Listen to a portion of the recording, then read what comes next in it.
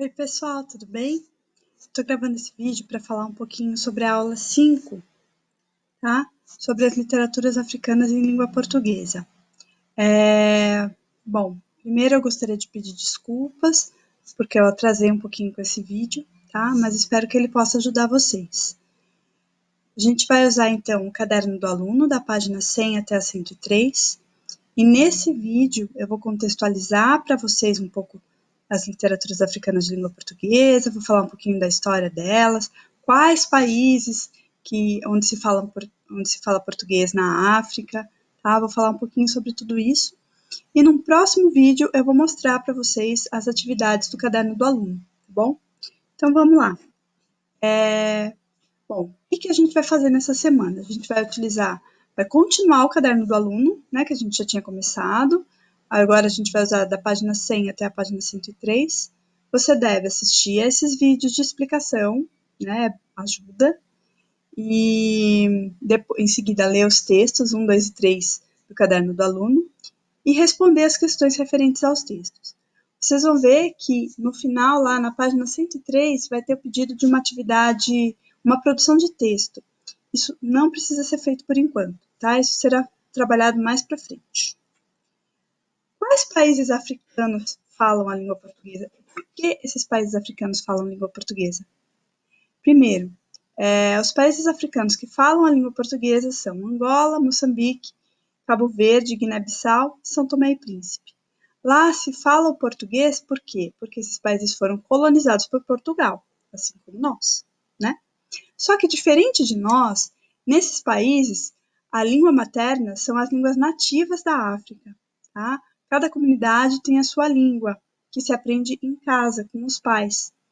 E o português lá tem o papel de língua oficial, que é a língua que se aprende na escola, é a língua dos meios de comunicação, de uma parte da literatura, é a língua usada no governo, nos documentos oficiais, tá? Então, o português, ele é a língua oficial desses países, não é a língua materna, assim como para nós, no Brasil, a nossa língua materna é o português, né? A gente já nasce, dentro de casa a gente já aprende português. Lá, na maioria dos casos, não é assim, tá? Lá é só a língua oficial.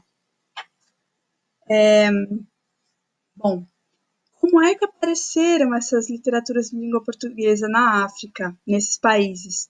Elas resultaram de um processo de colonização que durou mais ou menos 500 anos, e dentro desse processo de colonização ocorreu um processo de assimilação cultural entre os portugueses que vieram colonizar e os africanos que viviam ali, tá? E ao longo do século XIX, mais precisamente nos anos 40 e 50 do século XIX, aconteceu que o pessoal, assim, mais erudito, né, os escritores, os estudiosos africanos começaram a se ver num conflito, porque a gente é africano, mas a gente é fruto de uma cultura europeia, né? A gente segue uma cultura europeia. Quem somos nós, tá?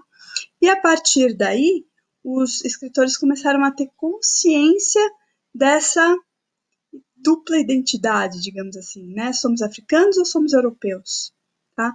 Quais são os conflitos dos quais nós precisamos tratar na nossa literatura? Aí começou esse movimento. Esse movimento seguiu e ele teve 4 fases. A primeira fase foi a fase de assimilação. Nela, os escritores africanos produziam textos literários imitando os modelos de escrita europeus. Nas próximas fases, isso vai sendo quebrado. Tá? A literatura africana ela vai ganhando uma identidade e vai dialogando com a literatura europeia, com a literatura portuguesa, com a literatura clássica. Tá? Então, a segunda fase é uma fase de resistência, depois a afirmação do escritor africano como tal, né, como africano, aquela afirmação da identidade, e a fase atual, de consolidação. Tá? Bom, e o estudo da produção poética dos africanos é muito interessante porque a gente vê todo esse movimento de identidade do escritor africano, do indivíduo africano como tal.